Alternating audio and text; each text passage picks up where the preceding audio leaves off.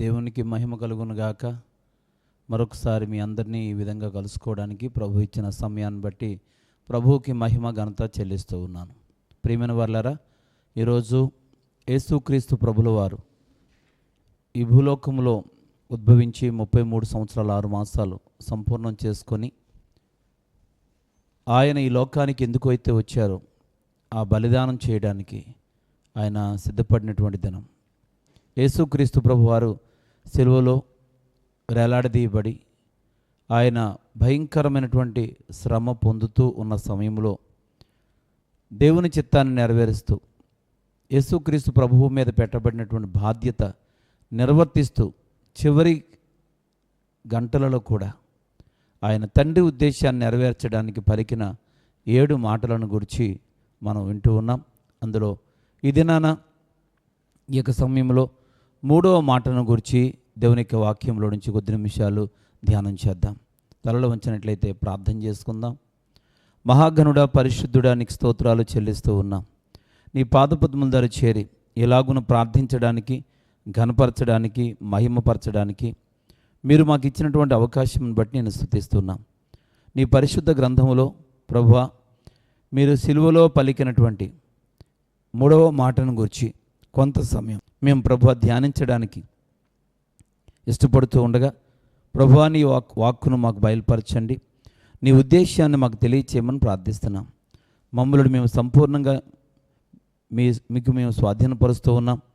నాయన, నీ చిత్తమును మా పట్ల నెరవేర్చి నీ కృపలో భద్రపరచమని మాతో మాట్లాడమని యేసు ప్రభుల వారి నామములో ఈ ప్రార్థన అడుగుచున్నాను మా ప్రియ పరలోకపు తండ్రి, ఆమేన్. ప్రియులారా, ఈ శ్రేష్టమైనటువంటి సమయంలో ప్రభువారు సిలువలో వేలాడుతూ పలికినటువంటి 3వ మాటను గురించి కొద్ది నిమిషాలు మనం ధ్యానం చేద్దాం. బైబిల్ గ్రంథంలో నుంచి మనం చూడగలిగితే యోహాను సువార్త 19వ అధ్యాయం 26వ వచనంలో యేసు ప్రభు పలికినటువంటి 3వ మాటను మనం చూడగలుగుతున్నాం. పరిశుద్ధ గ్రంథంలో నుంచి యోహాను సువార్త 19వ అధ్యాయము 26వ వచనాన్ని మనం చదువుకుంటున్నాము. యేసు తన తల్లియు తాను ప్రేమించిన శిష్యుడును దగ్గర నిలుచుండుట చూచి, అమ్మా, ఇదిగో నీ కుమారుడు అని తన తల్లితో చెప్పాను. తరువాత శిష్యును చూచి, ఇదిగో నీ తల్లి అని చెప్పాను. ఆ గడియ నుండి ఆ శిష్యుడు ఆమెను తన ఇంట చేర్చుకొనెను. ప్రియమైన వారలారా, యేసుక్రీస్తు ప్రభుల వారు పలికినటువంటి ఆ 3వ మాటలో ఆయన పలికినటువంటి విషయం ప్రియులారా మనం చదివి ఉన్నాం.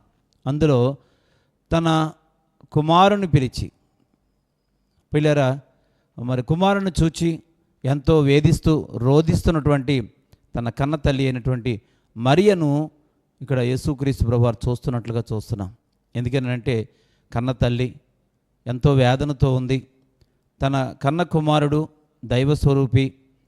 ఈరోజు యేసుక్రీస్తు ప్రభువారు ఆయన సిలువలో వేలాడుతుండడం చూసి తల్లడిల్లిపోతున్నటువంటి ఆ తల్లి, సొమ్మసిల్లిపోతున్నటువంటి ఆ ప్రాణం, ఎంతో వేదనకు గురై కన్నీటి పర్యంతమైపోతున్నటువంటి ఆ యొక్క తల్లి జీవితాన్ని యేసుప్రభువారు సిలువలో వేలాడుతూ చూశారు. ఇది చాలా బాధాకరమైన పరిస్థితి. ఏ కొడుకైనా కానీ ఆ పరిస్థితిలో ఉంటే ఏ కన్నతల్లి సహించలేదు. ఆ కన్నతల్లి యొక్క కడుపు నుండి మరి దూసుకొని పోతుంది, బాణం దూసుకొని పోతుంది అని చెప్పినట్లుగానే ఈ సమయంలో ఆ తల్లి యొక్క వేదన ఉంది. కుమారుడిగా తాను చూస్తూ సహించలేకపోతూ ఉన్నాడు, భరించలేకపోతూ ఉన్నాడు. ఆ పరిస్థితిలో తన తల్లిని ఓదార్చడానికి ఆయన కిందకి దిగి రాలేడు. ఆ సమయంలో తన తల్లితోనూ అలాగే తాను ప్రేమించినటువంటి శిష్యుడు అని దేవుని యొక్క వాక్యంలో మనం చూస్తున్నాం. ఆ యొక్క యేసుక్రీస్తు ప్రభు వారికి ఉన్నటువంటి 12 మంది శిష్యులలో యేసుక్రీస్తు ప్రభు అత్యధికంగా ప్రేమించిన శిష్యుడు యోహాను. అలాగే ప్రేమింపబడినవాడు అని చెప్పొచ్చు, యేసు ప్రభువుని అధికంగా ప్రేమించినవాడు అని కూడా చెప్పొచ్చు. ప్రియ సహోదరి సహోదరులారా, ఇక్కడ మనం గమనించినట్లయితే దేవుడు అందరినీ ప్రేమిస్తూ ఉన్నాడు. బైబిల్ చెప్తుంది దేవుడు లోకాన్ని ఎంతో ప్రేమిస్తున్నాడని. కానీ దేవుడు మనుషులందరినీ ప్రేమిస్తున్నాడు, కానీ మనుషులు మాత్రం కొందరే దేవుడిని ప్రేమించగలుగుతున్నారు అనే విషయాన్ని ఇక్కడ మనం చూడగలుగుతున్నాం. 12 మంది శిష్యులలో అత్యధికంగా యేసుక్రీస్తు ప్రభువారిని ప్రేమించిన శిష్యుడిగా యోహాను మనకు కనబడడం అనేది విశేషమైన విషయం. ఈరోజు మనం కూడా దేవుడిని ప్రేమించబద్దులమై ఉన్నాం. అనగా దేవుని మాట వినవలసిన వారమై ఉన్నాం. దేవుడు చెప్పినట్లుగా జీవించవలసిన వారమై ఉన్నాం. అప్పుడే మన మీద దేవునికి ప్రేమ ఇంకా పెరుగుతూ ఉంటుంది. కనుక యోహాను మీద అధికమైన ప్రేమ దేవుడికి ఉంది అని అనడానికి కారణం యోహాను దేవుని మాట విన్నాడు. ఇటు కన్న తల్లి గురించి ఎంతైతే ఆలోచిస్తూ ఉన్నాడో, తనను ప్రేమించిన శిష్యుడి కోసం కూడా యేసుప్రభువు వారు అంతే ఆలోచిస్తూ ఉన్నట్లుగా మనం చూస్తున్నాం. ప్రియ సహోదరి సహోదరులారా, దేవుడు ఎవరిని విడిచిపెట్టడు. ఆయనని ఎవరైతే జ్ఞాపకం చేసుకుంటారో, ఆయనని ఎవరైతే నమ్ముతారో, ఆయన మీద సంపూర్ణంగా ఎవరైతే ఆధారపడతారో వారిని ఎంత మాత్రం కూడా విడిచిపెట్టడు అని చెప్పడానికి ఇది ఒక ఉదాహరణగా మనం చూస్తున్నాం. వాస్తవానికి ఆయన భయంకరమైనటువంటి వేదన అనుభవిస్తూ ఉన్నాడు. 3 రేకుల మీద వేలాడి ఆ భారభరితమైన శరీరం మరి ఎంతో వేదనకు గురవుతూ ఉంది. అటువంటి పరిస్థితిలో కూడా దుఃఖిస్తున్న తన తల్లిని, ప్రేమిస్తూ బాధపడుతూ ఉన్నటువంటి ఆ యొక్క శిష్యుడిని చూసినప్పుడు యేసుక్రీస్తు ప్రభువు వారు వారితో మాట్లాడాలనిపించింది.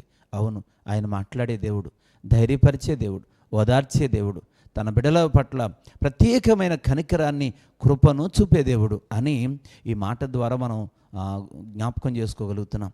ప్రియ సహోదరి సహోదరులారా, ఇక్కడ మనం చూసినట్లయితే మరి తల్లి అయినటువంటి మరియతో లేక ఆమెతో చెప్తున్న మాట, అమ్మ ఇదిగో నీ కుమారుడు అని ఆ కుమారుడైనటువంటి లేక శిష్యుడైనటువంటి యోహానని తన తల్లికి అప్పగిస్తూ ఉన్నాడు.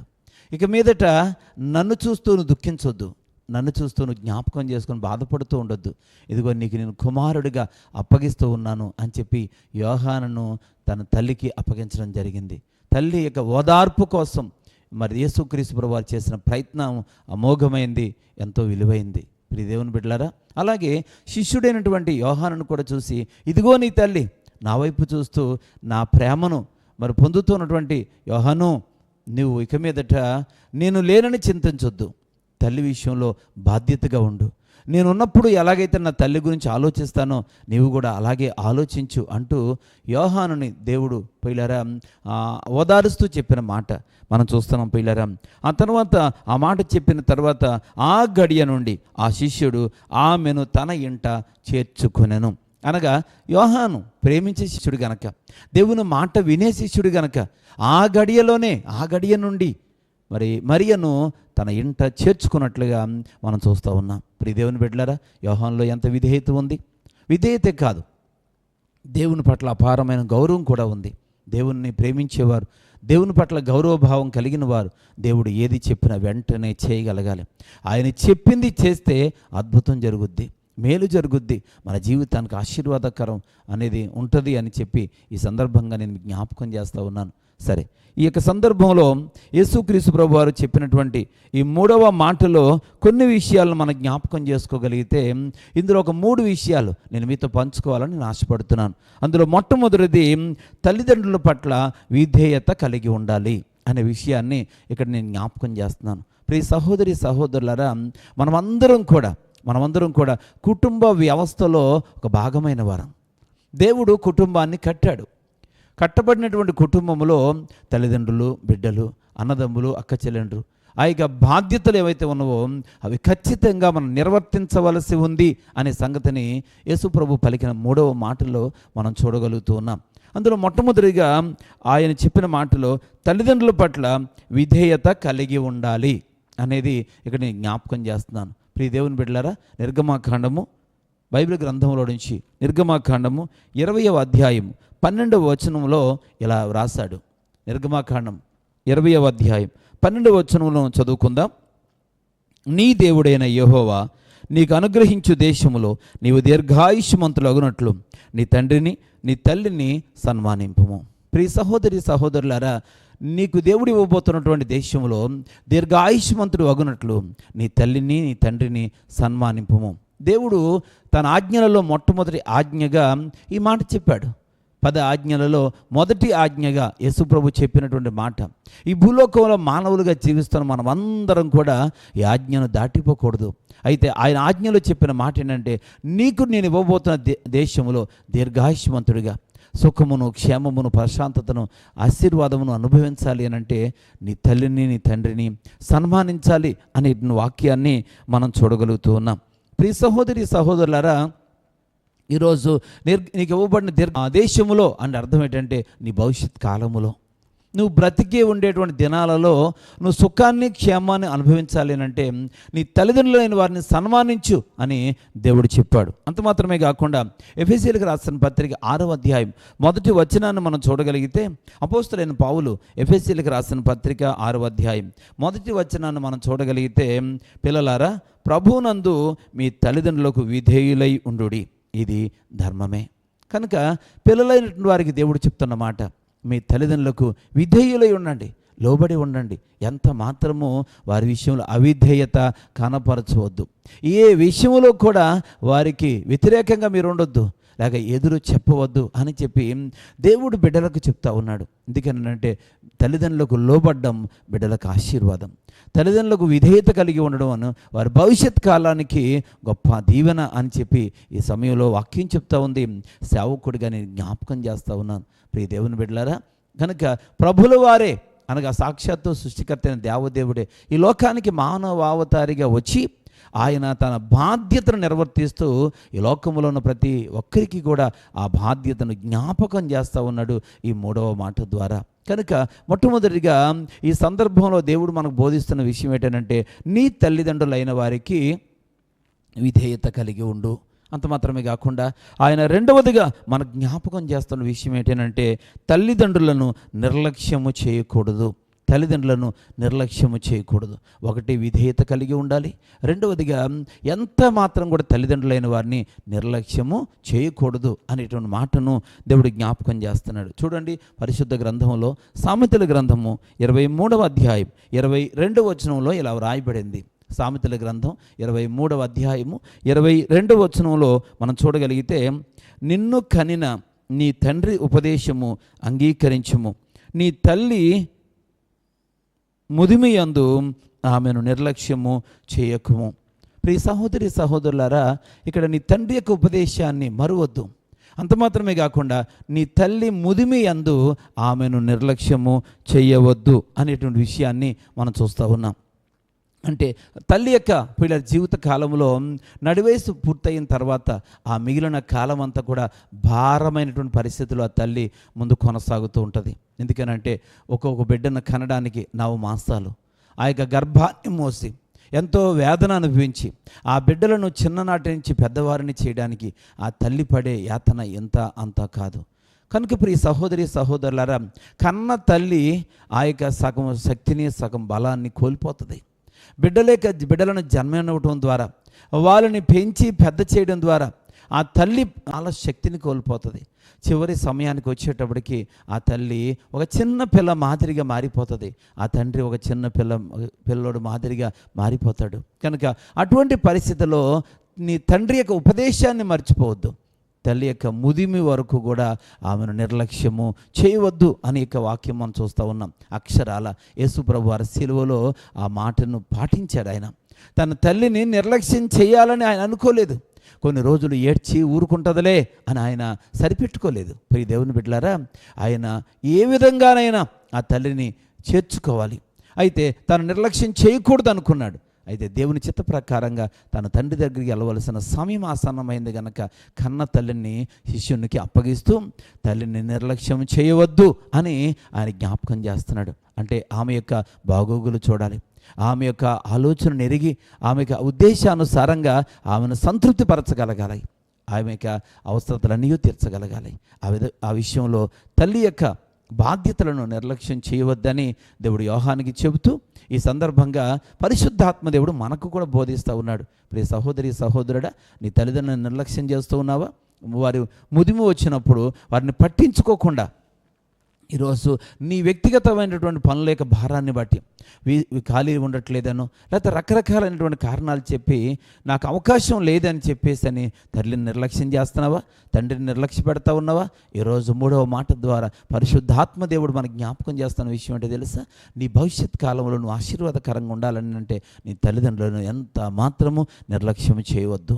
ఎందుకంటే వారు యవన కాలంలో నాకు నడి వయసులో వారి శక్తి కలిగినటువంటి సమయంలో నీకు అన్ని విషయాలు ఆదుకున్నారు, సహాయం చేశారు, ఓదార్చారు, ధైర్యపరిచారు. ఈరోజు వారు బలహీనులయ్యారు. వారి బాధ్యతలు నీవే తీసుకోవాలి.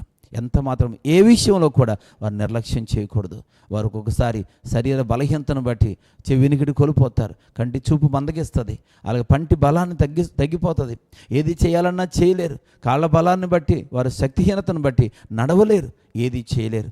చెప్పింది 10 సార్లు చెప్పాల్సి వస్తుంది. విసుక్కోకు, ఎంత మాత్రం కూడా నిర్లక్ష్యం చేయవద్దు అని ఈ సందర్భంగా నేను జ్ఞాపకం చేస్తూ ఉన్నాను. నువ్వు చిన్న వయసులో ఉన్నప్పుడు నేను ఎలాగైతే నీకున్న పరిశుభ్రంగా ఉంచుతూ నేను అనేక సార్లు నువ్వు బలహీన పడుతున్నా నీకోసం బలపరిచి ధైర్యపరుస్తున్నటువంటి తల్లిదండ్రులు ఈరోజు వారి చిన్నపిల్లలుగా మారారు. వారి విషయంలో ఎంత మాత్రం కూడా విసుకోకోకుండా నిర్లక్ష్యం చేయకుండా ఉండాలనేది దేవునికి ఉద్దేశ్యం. అలా నువ్వు చేసి ఆశీర్వదించబడాలని దేవుడు కోరుతూ ఉన్నాడు. మూడవదిగా మనం గమనించినట్లయితే కుటుంబము పట్ల బాధ్యత కలిగి ఉండాలి. కుటుంబం పట్ల బాధ్యత కలిగి ఉండాలి. తిమోతికి రాసినటువంటి మొదటి పత్రిక 5వ అధ్యాయం 8వ వచనాన్ని మనం చూద్దాం. బైబిల్ గ్రంథంలో నుంచి అపోస్తలుడైన పౌలు తిమోతికి రాసిన మొదటి పత్రిక 5వ అధ్యాయం 8వ వచనంలో ఇలా వ్రాయబడింది. వాక్యాన్ని చూద్దాం. ఎవడైనను స్వకీయులను విశేషముగా తన ఇంటి వారిని సంరక్షింపకపోయిన ఎడల వాడు విశ్వాస త్యాగము చేసిన వాడై అవిశ్వాసి కన్నా చెడ్డవాడై ఉండును అనే మాట మనం చూస్తూ ఉన్నాం. పిల్లరా, ఎవడైనను తన స్వకీయులను విశేషముగా తన ఇంటి వారిని సంరక్షింపకపోయిన ఎడలా వాడు విశ్వాస త్యాగము చేసిన వాడే అవిశ్వాసి కన్నా చెడ్డవాడిగా ఉంటాడు. పిల్లరా, ఈరోజు విశ్వాసులు అంటే ఎవరు? యేసుక్రీస్తు ప్రభు వారిని నమ్మినవారు, ప్రభువుని నమ్మిన వారందరూ విశ్వాసులు. అయితే ఎప్పుడైతే నీ జీవితంలో నీ స్వకీయులను లేక నీ ఇంటి వారిని సంరక్షించలేకపోతే నీ విశ్వాసాన్ని పోగొట్టుకుంటావు, దేవుని బిడ్డగా ఉండే అర్హతనే కోల్పోతావు అని ప్రభువారు హెచ్చరిక చేస్తున్నట్టుగా మనం చూస్తున్నాం. కాబట్టి నీ కుటుంబం పట్ల నువ్వు బాధ్యత కలిగి ఉండాలి. నీకున్నటువంటి బాధ్యత ప్రియ సహోదరులారా ఎలా ఉండాలి అంటే వారిని సంరక్షించాలి. అనగా ఇందులో చాలా విషయాలు మనం చూడగలుగుతాం. సంరక్షించుట అనే దాంట్లో పిల్లరా మొట్టమొదటిగా వారిని పోషించాలి. వారికి కావలసిన ఆహారాన్ని సిద్ధపరచాలి. నీ బిడ్డలకు ఏమైతే అవసరమో, నీ భార్యకి ఏదైతే అవసరమో, నీ కుటుంబ సభ్యులందరికీ కూడా ఏమైతే అవసరమో వాటన్నిటిని కూడా సమకూర్చగలగాలి. వారిని సంతృప్తికరంగా పోషించగలగాలి.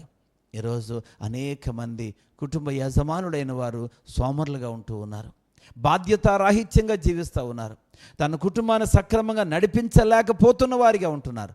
ప్రియ సహోదరులారా, ప్రతి ఒక్కరికి దేవుడు చెప్తున్న మాట ఏంటంటే నీవు నీ ఇంటి వారిని సంరక్షించగలగాలి. అందులో సంరక్షించుట అనే దాంట్లో రెండవదిగా మనం గమనించినట్లయితే వారిని సక్రమంగా కాపాడగలగాలి. వారి చుట్టూ ఒక బలమైన కంచె వేయగలగాలి. శత్రువు చేతిలో పడకుండా వారిని తప్పించగలగాలి. సంరక్షించటం అంటే తల్లి తన బిడ్డను ఒడిలో ఎలాగైతే దాచుతుందో, తనకు గాయమైన బాధ అయినా పర్వాలేదు కానీ తన బిడ్డకు ఏ రకమైనటువంటి బాధ కలగకూడదని ఎలాగైతే చూస్తుందో, కుటుంబ సభ్యులందరి పట్ల తండ్రిగా నీవు అలాంటి బాధ్యతను కలిగి ఉండాలి అని ప్రభువు ఇక్కడ జ్ఞాపకం చేస్తున్నాడు. ప్రియ సహోదరుడా, అలాగూ నీవు సంరక్షించలేకపోతే, నీకు బిడ్డలను ఆత్మీయంగా నువ్వు నడిపించలేకపోతే నీ జీవితంలో విశ్వాస త్యాగం చేయాల్సి వస్తుంది. నీకున్న విశ్వాసాన్ని కోల్పోవాల్సి వస్తుంది. ప్రియ సహోదరుడా, అంటే నువ్వు దేవుని బిడ్డగా ఎంచబడవు అనేది ఇక్కడ మనం స్పష్టంగా అర్థం చేసుకోవాల్సిన విషయం. కనుక మనందరం కూడా మూడవదిగా కుటుంబం పట్ల బాధ్యత కలిగి ఉండాలి. బాధ్యతారాహిత్యంగా మనం జీవించడం ఎంత మాత్రము దేవుడికి ఇష్టం కాదు అనే విషయాన్ని పిల్లరా ఇక్కడ మనం చూడగలుగుతున్నాం. కనుక ఈ యొక్క మూడవ మాటలో ప్రభువు చెప్పినటువంటి పిల్లల విషయాలలో 3 ప్రత్యేకమైన విషయాలను మనం గుర్తించగలిగాం. వాటిని అనుసరిస్తూ మనం నడుచుకోవడానికి మన జీవితాలు మనం సమర్పించుకుందాం. అలాగే తల్లికి మీదట కుమారుడిగా యోహానును చూసుకోమని చెప్పాడు. పిల్లరా, తన కుమారుడిగా మరి తల్లిని చూసుకోమని చెప్పాడు. నన్నేను కాదు, నీ కుమారుడిగా యోహాన్ని చూసుకో అని చెప్పి ఆ తల్లికి కూడా తన బాధ్యతను అప్పగించినట్లుగా మనం చూస్తూ ఉన్నాం. కనుక ఇక్కడ తల్లి కుమారుడు ఏ విధంగా ఉండాలో, వారి బాధ్యతలు ఏ విధంగా ఉండాలో, కుటుంబం పట్ల దేవుడికున్న ఉద్దేశం ఏంటో స్పష్టంగా ఈ 3వ మాట ద్వారా తెలియపరిచాడు. ప్రియ సహోదరుడా, సిలువలో వేలాడుతున్నటువంటి యేసుక్రీస్తు ప్రభువును ఒక్కసారి జ్ఞాపకం చేసుకొని, ఆ సిలువలో ఆనాడు మాట్లాడాడు, ఆయన నిన్న నేడు నిరంతరము ఒకే రీతిగా మాట్లాడే దేవుడు గనక ఈరోజు కూడా ఆయన మాట్లాడుతున్నాడు. కళ్ళు మూసుకొని ఒక్కసారి యేసు ప్రభు వేలాడుతున్న దృశ్యాన్ని జ్ఞాపకం చేసుకొని, వేలాడుతూ ఆయన మాట్లాడుతున్న సందర్భాన్ని జ్ఞాపకం చేసుకొని, ఆ భయంకరమైనటువంటి హింస శ్రమను జ్ఞాపకం చేసుకుంటూ ఒక్కసారి ఆయన వైపు చూసి ఆ మాటను అర్థం చేసుకోగలిగితే, ఈ మాటలను ఇక భావాన్ని గ్రహించగలిగితే, ప్రభువా నీ పాదాల దగ్గర ఎప్పటికీ నేను నమ్మకంగా ఉంటాను, మీరు అప్పగించిన బాధ్యతని నాకు సక్రమంగా నిర్వర్తిస్తానయ్యా, నా జీవితంలో నేను ఎప్పుడూ కూడా నేను విధేయత కలిగి ఉంటాను అయ్యా, నా తల్లిదండ్రుల పట్ల విధేయత కలిగి ఉంటాను, నా తల్లిదండ్రులను నిర్లక్ష్యము చేయను నాయన, కుటుంబం పట్ల బాధ్యత కలిగి ఉంటాను అని దేవుని మాటకు విధేయత కనపరిస్తే ఖచ్చితంగా దేవుడు నిన్ను ఆశీర్వదిస్తాడు. తల్ల వంచు సహోదరుడా, తల్ల వంచు సహోదరి, ఒక్క నిమిషం ప్రార్థన చేసుకుందాం. మహాగణుడును మహోన్నతుడును పరిశుద్ధుడువైన తండ్రి, నీ దివ్యమైనటువంటి వాక్కుల చేత మాతో మాట్లాడుతూ, మమ్మల్ని ధైర్యపరుస్తూ, మమ్మల్ని ప్రభువా మాకు బోధిస్తూ నడిపించదలిచిన నీకు వందనాలు, స్తోత్రాలు తండ్రి. ఈ 3వ మాట ద్వారా మాతో మాట్లాడిన ప్రతి మాట మా హృదయంలో మేము భద్రం చేసుకుంటూ ఉన్నాం తండ్రి. నీకు స్తోత్రాలు. కుటుంబం పట్ల మేము కలిగి ఉండాల్సిన బాధ్యతను గురించి మాకు జ్ఞాపకం చేశారు. కుటుంబాన్ని ఏ విధంగా సంరక్షించాలో మాకు తెలియజేశారు. ప్రభువానికి వందనాలు తండ్రి. అంత మాత్రమే కాకుండా నాయన మా కన్నవారిని, తల్లిదండ్రులను నాయన నిర్లక్ష్యం చేయకూడదని, వారి పట్ల మేము విధేయతను కలిగి ఉండాలని మా జ్ఞాపకం చేశారు. ప్రభువానికి వందనాలు. ఈ మాటలను మేము అనుసరిస్తూ ఉండగా మా భవిష్యత్ కాలంలో గొప్ప దీవెన మేము పొందడానికి కృపను అనుగ్రహించుమని యేసు ప్రభు వారి నామములో ఈ ప్రార్థన వినయంతో వేడుకొనుచున్నాము మా ప్రియ పరలోకపు తండ్రి. Amen, amen. God bless you all. మరొక్కసారి మీ అందరికీ కూడా హృదయపూర్వకమైన వందనాలు. బెతెస్దా ప్రార్థన పరిచర్య తరపున యూట్యూబ్ ఛానల్ ద్వారా, ఈ వాక్య సందేశముల ద్వారా మీ అందరికీ క్షేమాన్ని కోరుతూ మీకు వందనాలు తెలియపరుస్తూ ఉన్నాను. God bless you all. Thank you.